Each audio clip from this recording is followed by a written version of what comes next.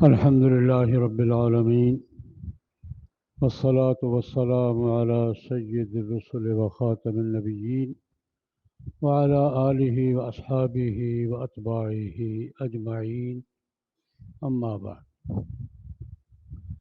حضرات صحابہ کرام رضوان اللہ علیہم اجمعین کو یہاں اس بات کا فکر ہوتا تھا کہ زیادہ سے زیادہ نیکیاں کمائیں، اس لیے نیکیاں کمائیں تھوڑی ہیں، اس کے ساتھ اس کا فکر بھی ہوتا تھا جو نیکیاں کمائی ہیں یہ ضائع نہ ہو جائے. ہمیں دنیا میں بھی فکر ہوتا ہے، دنیا میں کوئی کمائی کرتے ہیں، کھیتی باڑی کرتے ہیں، غلہ اگتا ہے، دکانداری کرتے ہیں، منافع ملتا ہے، ملازمت کرتے ہیں، تنخواہ ملتی ہے، جو کچھ ملتا ہے صرف کماتے ہیں یا حفاظت بھی کرتے ہیں، اس کو ضائع ہونے سے بچاتے بھی ہیں کہ ضائع نہ ہو، ہمارے کام آ جائے. یہی معاملہ نیکیوں کا بھی ہے، نیکیاں کمانا بھی زیادہ سے زیادہ چاہیے اور جو کما لی ہیں ان کی حفاظت بھی کرنی چاہیے. صحابہ کرام رضوان اللہ علیہ مجمعین کا یہ ذوق جو نیکی کمائی ہے، یاد ہوتی یہ کام میں نے کیا ہے، اس کو سیو رہنا چاہیے، ڈیلیٹ نہیں ہو جانا چاہیے، محفوظ ہونا چاہیے. قرآن کریم میں جب یہ حکم ہوتا نا، لا ترفعوا اصواتکم فوق صوت النبی ولا تجهروا له بالقول كجهر بعضكم لبعض ان تحبط اعمالكم. صحابہ کرام ہی تھے، بھائی حضور کی مجلس میں آتے ہو نا تو آواز ہلکی رکھا کرو، اونچی آواز سے مت بولو. ایسا نہ ہو کہ تم اونچی آواز سے باتیں کرو اور کوئی ہلکی گستاخی ہو جائے، تمہاری نیکیاں ڈیلیٹ ہو جائے ساری. ان تحبط اعمالکم کا ترجمہ کیا کیا میں نے؟ نیکیاں کیا ہو جائیں؟ ڈیلیٹ ہو جائے، ضائع ہو جائے. یہ اس واقعے کی وجہ بھی دو بزرگوں کا جھگڑا بنا ہے. بخاری شریف کی روایت ہے، دونوں بزرگ، دونوں سب سے بڑے بزرگ صحابہ کرام میں سب سے بڑے بزرگ دو کون تھے؟ حضرت ابوبکر، حضرت عمر رضی اللہ تعالی عنہما. دونوں کا جھگڑا ہو گیا، بابے لڑ پڑے. اور بابے جب لڑتے ہیں تو کیا ہوتا ہے؟ حضور تشریف فرما تھے نبی کریم صلی اللہ علیہ وسلم، ایک قبیلہ آیا بنو تمیم، مسلمان ہو کے آئے، اپنے آپ کو حوالے کیا. اب ان میں سے کسی کو امیر بنانا تھا، ابھی حضور نے کسی کو مقرر کرا تھا، تمہارا بڑا یہ ہے یار. حضرت عمر، حضرت ابوبکر صدیق رضی اللہ تعالیٰ عنہ نے ایک نام لیا، یا رسول اللہ اس کو بنا دے امیر، یہ بہتر ہے. حضرت عمر کہتے یا رسول اللہ نہیں، اس کو نہیں، اس کو بنائیں. یہ بات سے بات شروع ہو گئی. حضرت صدیق اکبر رضی اللہ عنہ نے کہا کہ امیر بنائیں اس کو. حضرت عمر نے کہا نہیں یا رسول اللہ نہیں، اس کو نہیں، اس کو بنائیں. بابا جی کو غصہ آ گیا، ما اردت الا خلافی، تو نے یہ بات صرف میری مخالفت پہ دی ہے، تو جب بھی بات کرتا ہے میرے خلاف ہی کرتا ہے. کہ بابا جی آؤ غصے میں. حضرت عمر نے کہا نہیں جناب، میں نے اپنی رائے دی ہے، آپ کی مخالفت نہیں کی، اپنی رائے دی ہے. نہیں تو میرے خلاف رائے دی. وہ باتیں بابے جب جھگڑے اور لمبی ہو گئی. تم جب بھی بات کرتے ہو میرے بات کرتے ہو رد کر دیتا ہے. یہ بابوں کے آپس میں ارتفعت اصواتہما، دونوں بابے آوازیں بلند ہو گئی دونوں بابوں کی.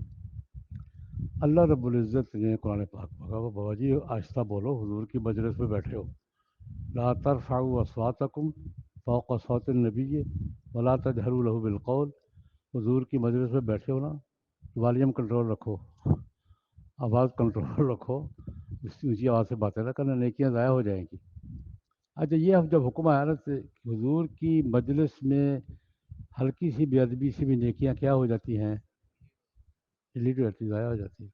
اس پر خود حضرت عمر جو وجہ بنے تھے، آواز بڑی بلند تھی ان کی. بعض حضرات کی آواز اتنی بلند ہوتی ہے کہ آہستہ بھی بولیں تو سمجھتے ہیں کوئی یار لڑ رہا. آواز قدرتی بات ہوتی ہے. تو حضرت عمر تو اتنی آواز ہلکی کی، اتنی آواز ہلکی کی، بخاری شریف کی روایت ہے. اس کے بعد حضرت عمر جب مجلس میں بیٹھتے خاموش بیٹھتے تھے. اگر کوئی بات کرتے تھے تو رسول اللہ صلی اللہ علیہ وسلم کو پوچھنا پڑتا تھا، عمر پھر بات کر، مجھے نہیں سمجھ آئی کیا کہا تو نے. اونچی بات کر، یعنی اپنی آپ آواز کی طرح کنٹرول کیا کہ بسا اوقات بات کرتے تھے رسول اللہ علیہ وسلم کو کہنا پڑتا تھا عمر اونچی بات کر، مجھے میں کیا کہا یہ ہے کہ میری نیکیاں کہیں ضائع نہ ہو جائیں۔ ایک اور بزرگ تھے جہیر الصوت، بڑی بڑی بلند آواز تھی، حضور کے خطیب بھی تھے، ثابت ابن قیس ابن شماس انصاری۔ یہ خطیب الانصار تھے، خطیب رسول اللہ تھے، خطیب الاسلام تھے۔ انہیں باقاعدہ ان کی زندگی میں خطیب اسلام کہا جاتا تھا۔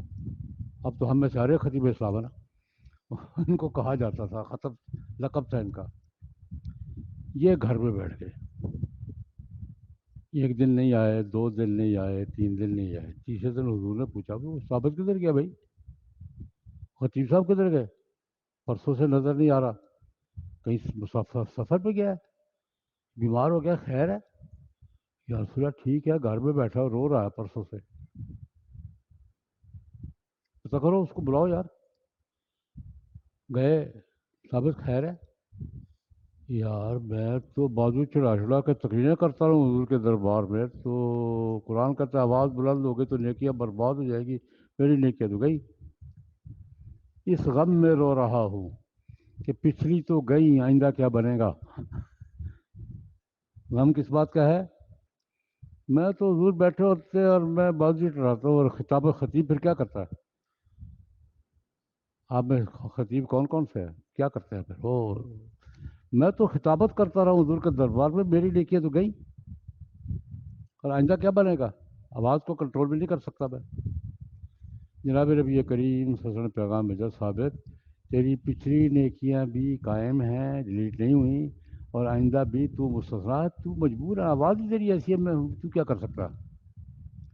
اس تسلی پر ثابت واپس آئے، ورنہ 3 دن حضور کی مجلس میں نہیں آئے کہ پچھلی نیکیاں تو میری کو پتہ نہیں کیا بنا ہے، آئندہ کیا ہوگا، تو آواز تو میری بلند ہے۔